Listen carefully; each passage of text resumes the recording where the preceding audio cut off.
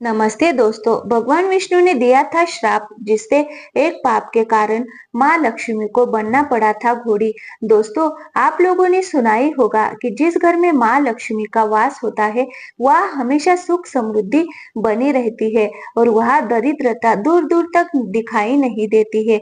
तो दोस्तों, आज हम माँ लक्ष्मी की बहुत ही अच्छी धार्मिक एवं शिक्षाप्रद कहानी बताने जा रही हूँ। इसीलिए इस वीडियो के अंत तक जरूर बने रहे। तो दोस्तों, एक समय की बात है जब पांडवों के वंशज जन्मेजय वेद व्यास जी के पास आते हैं और उनसे पूछने लगते हैं, हे करुणा निधान, कृपया मुझे बताइए, माता लक्ष्मी को एक घोड़ी का रूप धारण क्यों करना पड़ा और फिर उस उन्हें इस रूप से मुक्ति कैसे मिली। तब वेद व्यास जी कहते हैं, हे राजन, आपने आज बहुत ही उत्तम प्रश्न किया है। इसीलिए मैं आपको एक छोटी सी अति प्राचीन पुण्य प्रदान करने वाली कथा का विस्तार पूर्वक वर्णन करता हूँ। दोस्तों, फिर वेद व्यास जी कहते हैं, हे राजन, पूर्व काल की बात है। एक दिन अत्यंत सुंदर, रूपवान तथा अपरिमित तेज वाले सूर्य देव के पुत्र, जो रेवंत नाम से तीनों लोकों में विख्यात है, वो अपने अत्यंत सुंदर उच्च श्रवा नाम के घोड़े पर सवार होकर भगवान विष्णु के दर्शन करने के लिए वैकुंठ लोक पधारते हैं।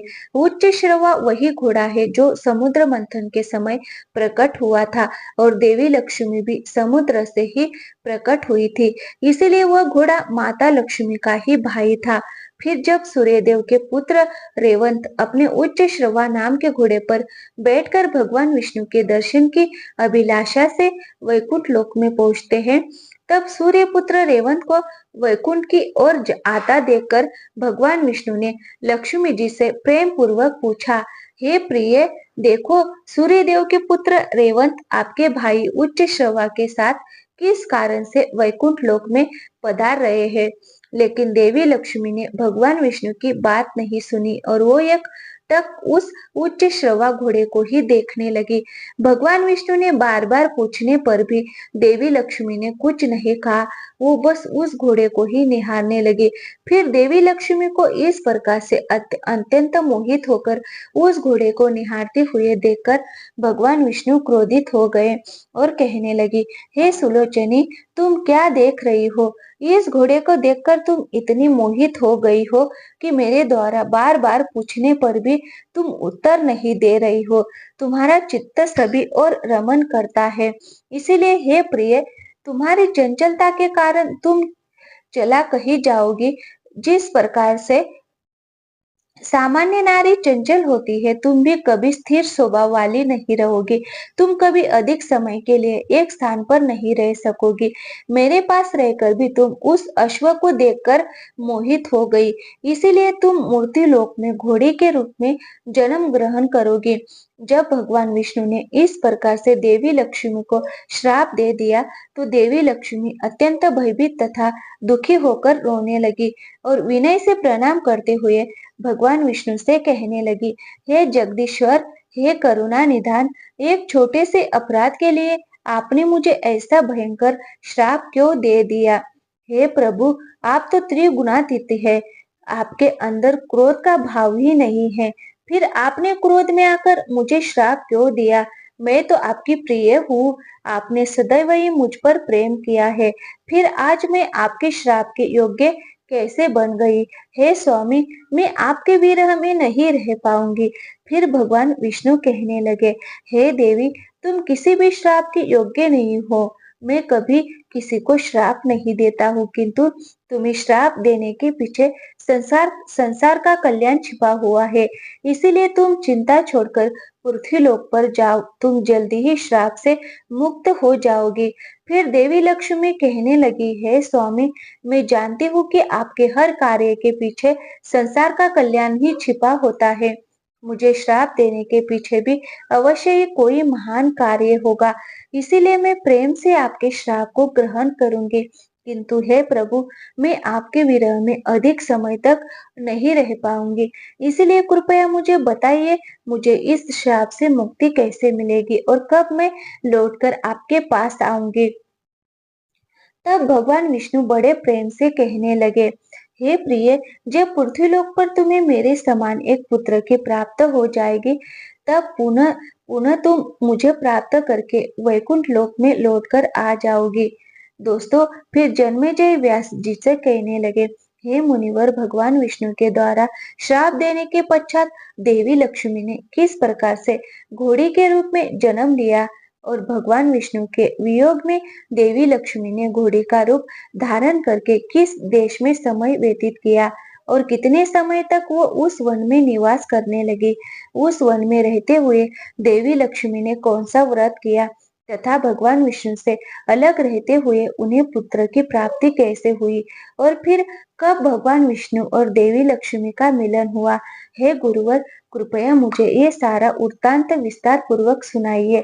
तब व्यास जी कहने लगे, हे राजन, अब मैं आपको सुनाता हूँ कि देवी लक्ष्मी ने अश्व का रूप धारण करके क्या किया और किस प्रकार से उन्हें पुत्र की प्राप्ति हुई। कृपया आप इस सुंदर मनोहर वृत्तांत का ध्यान पूर्वक सुनिए। फिर व्यास जी कहते हैं, हे राजन, भगवान विष्णु ने देवी लक्ष्मी को श्राप देते हुए देखकर सूर्यपुत्र रेवंत भयभीत होकर उन्हें दूर से ही प्रणाम करके लौट गए। फिर उन्होंने अपने पिता सूर्यदेव को ये सारा वृत्तांत सुना दिया। इधर देवी लक्ष्मी दुखी होकर भगवान विष्णु से आज्ञा लेकर मूर्ति लोक में आ गई। पूर्व काल में सूर्यदेव की पत्नी ने उत्तर दिशा में यमुना और तमसा नदी के संगम पर स्थित वन में कठोर तपस्या की थी। उसी वन पर देवी लक्ष्मी भी घोड़ी का रूप धारण करके पहुंच गई और वहां रहकर समस्त कामनाओं को पूर्ण करने वाले त्रिशूलधारी कर्पूर के सामने समान और वर्ण वाले नीलकंठ से सुशोभित 3 नेत्रों वाले भगवान शिव की एकाग्रचित्त होकर आराधना करने लगे। भगवान शिव का ध्यान करते करते देवी लक्ष्मी के मन में वैराग्य का प्रादुर्भाव हो गया और इस प्रकार तपस्या करते हुए उन्हें 1000 दिव्य वर्ष बीत गए। फिर भगवान शिव ने पार्वती के साथ आकर उन्हें साक्षात दर्शन दिए और देवी लक्ष्मी से कहा, हे कल्याणी, हे जगत जननी, आप इस दुर्गम वन में अश्व का रूप धारण करके तपस्या क्यों कर रही है? कृपया मुझे इसका कारण बताइए। आपके पति भगवान विष्णु तो स्वयं परब्रह्मा है। वो समस्त मनोरथ को पूर्ण करने वाले हैं और सभी लोगों का उद्धार करने वाले हैं। हे देवी, मोक्ष प्रदान करने वाले वासुदेव जगन्नाथ को छोड़कर इस समय आप मेरी आराधना किस लिए कर रही हो? स्त्रियों के लिए तो पति ही उनका देवता होता है और उन्हें किसी दूसरे की कभी आराधना नहीं करनी चाहिए। पति की सेवा ही स्त्रियों का सनातन धर्म है। पति चाहे जैसा भी हो, स्वयं का कल्याण करने की इच्छा रखने वाली स्त्री को निरंतर अपने पति की ही सेवा करनी चाहिए। तब देवी लक्ष्मी बोलने लगी, हे आशुतोष, हे महादेव, मेरे पति ने मुझे घोड़ी होने का श्राप दिया है। कृपया आप इस श्राप से मेरा उद्धार कीजिए। हे भोलेनाथ, उस समय मैंने मेरे स्वामी से इस श्राप से मुक्ति का उपाय पूछा था। तब उन्होंने मुझे ये उपाय बताया है कि जब पृथ्वीलोक पर मुझसे पुत्र उत्पन्न होगा तभी मैं श्राप से मुक्त होकर वैकुंठ लोक वापस जा पाऊंगी। मेरे स्वामी के द्वारा ऐसा कहने के कारण ही मैं तपस्या करने के लिए इस तपोवन में आ गई हूँ और संपूर्ण मनोकामना की पूर्ति करने वाले आप परमेश्वर की आराधना करने लगी। हे महादेव, मुझ निरपराध पत्नी को छोड़कर मेरे स्वामी विष्णु तो वैकुंठ लोक में विराजमान है। अंततः पति के सानिध्य के बिना मैं पुत्र कैसे उत्पन्न कर सकती हूँ? हे शिव शंकर, यदि आप मुझ पर प्रसन्न है तो मुझे पुत्र प्राप्ति का वर प्रदान कीजिए। आप में और श्री हरि में कोई भेद नहीं है। हे महादेव, मैं जब मेरे स्वामी के पास थी तभी से मुझे ये बात पता है कि जो आप है वही श्री हरि है और जो वो है वही महादेव है। आप दोनों एक ही है, इसमें संशय नहीं है। आप और श्री विष्णु एक ही है, ये जानकर ही मैंने आपका स्मरण किया है। अन्यथा पति को छोड़कर आपका आश्रय लेने से मुझे दोष लग जाता। तब भगवान शिव बोलने लगे, हे देवी, मैं और विष्णु एक ही है, ये बात आपको कैसे पता चली? मुझे सच सच बताओ। देवता और ऋषि मुनि भी इस बात को नहीं जानते हैं। वो भी तरह तरह के कुतर्क करते रहते हैं। उन्हें भी हमारे एक होने की बात नहीं पता है। मेरे बहुत से भक्त भगवान विष्णु की निंदा करते हैं और श्री हरि विष्णु के अनेक अनेक से भक्त सदैव मेरी निंदा करने में लगे रहते हैं। हे भद्रे, चार युगों में भी बहुत ही कम लोग जानते हैं कि मैं ही विष्णु और मैं विष्णु ही शिव है। दूषित आत्मा वाले लोग हमारे एकत्व को नहीं जानते हैं। मेरे और विष्णु के एक होने की बात को जानना अत्यंत दुर्लभ है, किंतु आपको ये ज्ञान कैसे प्राप्त हुआ? तब भगवान शिव के इस प्रकार से पूछने पर देवी लक्ष्मी जी ने भगवान शिव को एक प्रसंग सुनाना प्रारंभ किया। एक बार भगवान विष्णु एकांत में पद्मासन पर बैठकर ध्यान करने लगे थे। जब मैंने भगवान विष्णु को ध्यान करते हुए देखा तो मुझे बड़ा विस्मय हुआ और मैंने बड़ी ही विनम्रता से उन्हें पूछा, हे स्वामी, समुद्र मंथन के समय जब मेरा जन्म हुआ तो सभी देवताओं में आपको ही सर्वश्रेष्ठ देखकर मैंने आपको ही पति के रूप में स्वीकार किया था। अंत में, हे सर्वेश्वर, आप ही पर ब्रह्मा है तो आप किसका ध्यान कर रहे हैं? क्या आपसे भी कोई श्रेष्ठ देवता इस जगत में है? मेरे मन में द्विधा उत्पन्न हो रही है। कृपया आप मुझे अपने मन की बात बताएं। तब भगवान विष्णु कहने लगे, हे प्रिय, मैं सदैव वही आशुतोष भगवान पार्वती पति शंकर का ध्यान कर रहा हूँ और देवों के देव महादेव मेरे ही ध्यान करते हैं। हम दोनों ही एक दूसरे का ध्यान करते हैं। मेरे जो भक्त भगवान शिव शिव से द्वेष करते हैं और उनकी निंदा करते हैं, वो निश्चित रूप से नरक में पड़ते हैं, और जो शिव के भक्त मेरी निंदा करते हैं, वो भी नरकगामी होते हैं। फिर भगवान विष्णु के ऐसी बातें कहते हुए देखती है तो देवी लक्ष्मी भगवान शिव से कहने लगी, हे महादेव, इस प्रकार से मेरे स्वामी ने इस अत्यंत गोपनीय रहस्य को मुझे बताया है, इसीलिए आपको भगवान विष्णु का परम प्रिय जानकर ही मैंने आपका ध्यान किया है। अंततः अंत में, हे महादेव, कृपया आप मुझे मेरे पति का सानिध्य प्राप्त हो ऐसा उपाय कीजिए। फिर देवी लक्ष्मी के ऐसे वचन सुनकर भगवान शिव अत्यंत प्रसन्न हुए और मुस्कुराते हुए कहने लगे, हे देवी, धैर्य रखो, मैं तुम्हारी तपस्या से प्रसन्न हूँ। तुम्हारा तुम्हारे पति से मिलन अवश्य होगा, इसमें संदेह नहीं है। मेरी ही प्रेरणा से भगवान विष्णु अश्व का रूप धारण करके तुम्हें मिलने के लिए तुम्हारे पास जरूर आएंगे और उन नारायण के मिलन से तुम्हें उन्हीं के समान पुत्र प्राप्त होगा, जो वो पृथ्वी लोक पर राज्य करेगा और कीर्ति प्राप्त करेगा। इस प्रकार से पुत्र को प्राप्त करके तुम भगवान विष्णु के साथ वैकुंठ लोक को चली जाओगी और उनकी प्रिय हो जाओगी। आप दोनों का वो पुत्र एकवीर नाम से तीनों लोकों में ख्याति प्राप्त करेगा। उसी पुत्र से पृथ्वी पर वंश का निर्माण होगा। हे देवी, तुम सदैव ही अपना मन भगवान विष्णु में लगाओ, उन्हीं का चिंतन करो। यदि तुम्हारा चित्त अपने स्वामी में लगा होता तो तुम्हारा ध्यान उस घोड़े पर नहीं जाता। इसी कारण से ही तुम्हें ये श्राप लगा है। एक स्त्री का मन सदैव ही उसके पति में ही लगा रहना चाहिए। अब तुम इसी स्थान पर बैठकर अपनी पति भगवान विष्णु की आराधना करो, उन्हीं का ध्यान करो, तुम्हें इस श्राप से शीघ्र ही मुक्ति मिल जाएगी। इस प्रकार से भगवान शिव देवी लक्ष्मी को वरदान देकर पार्वती सहित उस स्थान से अंतर्ध्यान हो गए। फिर देवी लक्ष्मी उसी वन में बैठकर भगवान विष्णु का ध्यान करने लगी।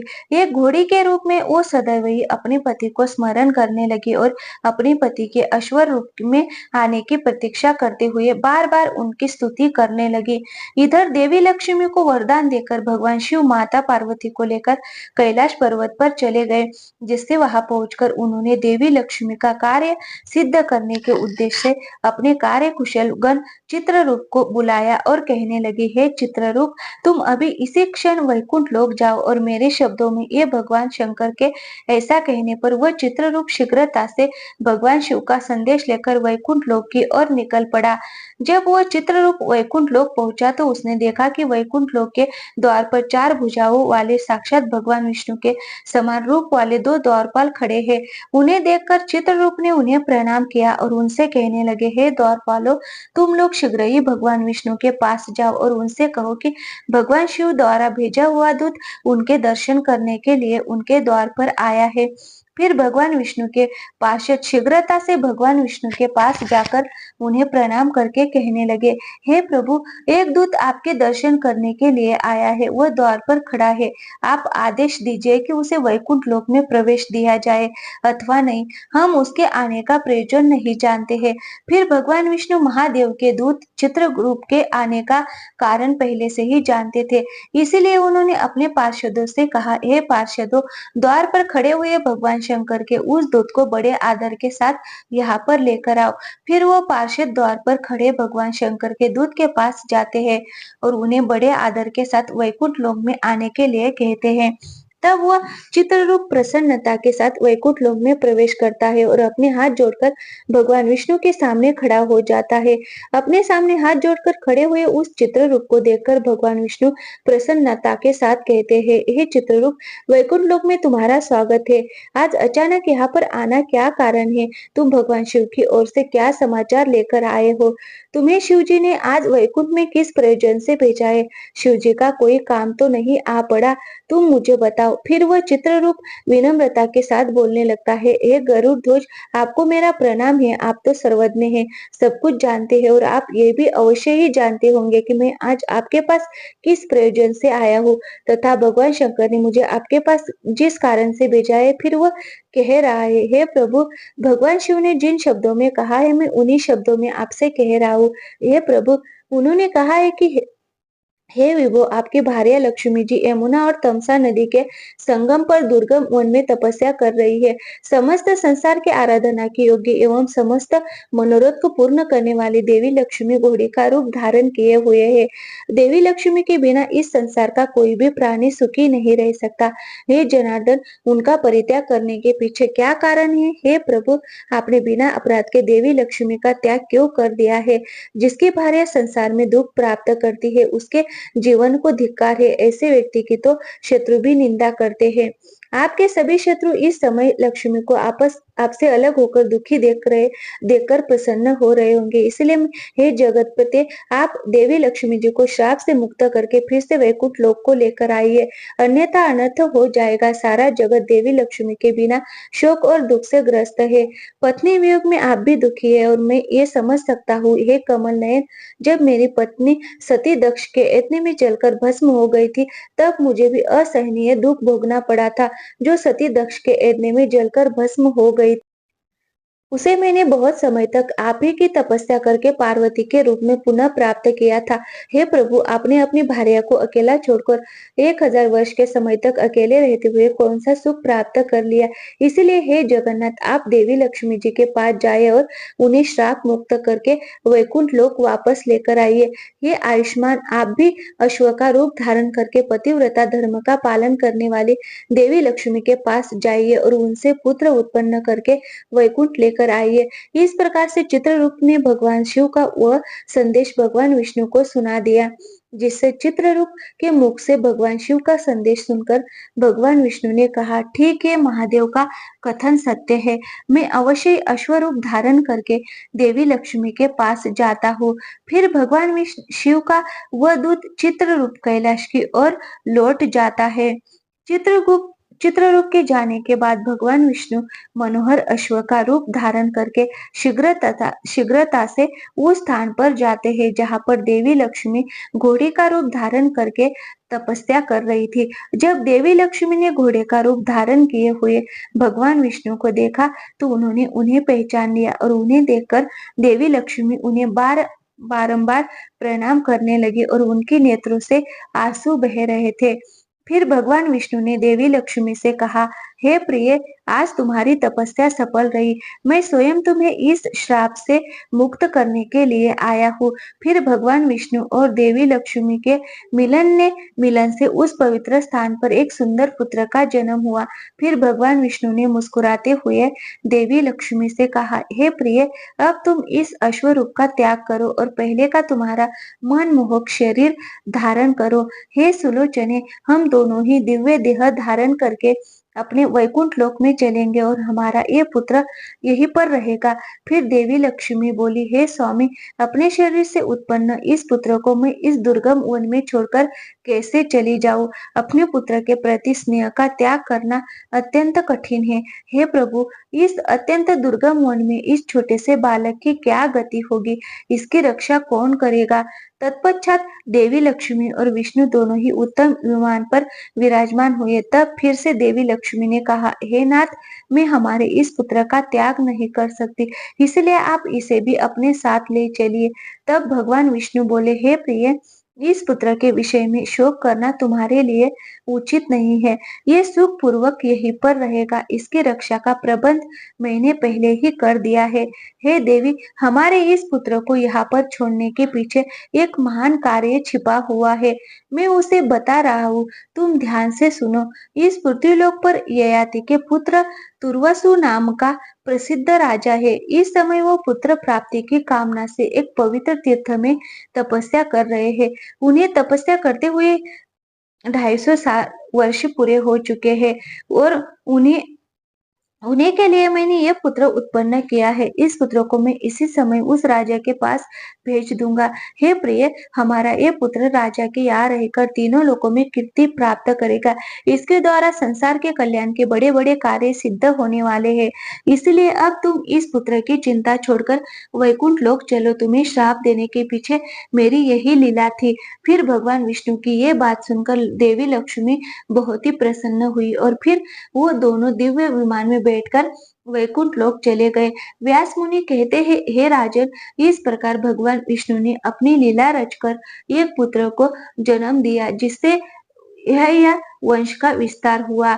भगवान विष्णु जो भी करते हैं उसके पीछे संसार के कल्याण का ही उद्देश्य छुपा होता है। तो दोस्तों, आपको समझ में आ ही गया होगा कि माता लक्ष्मी को घोड़ी क्यों बनना पड़ा था। तो दोस्तों, उम्मीद करती हूँ आपको ये वीडियो पसंद आई होगी। अगर वीडियो पसंद आई होगी तो वीडियो को लाइक कीजिए और हमारे चैनल पे नए आए हो तो प्लीज चैनल को सब्सक्राइब जरूर कीजिए। थैंक यू, धन्यवाद दोस्तों। मिलते हैं अगली कहानी के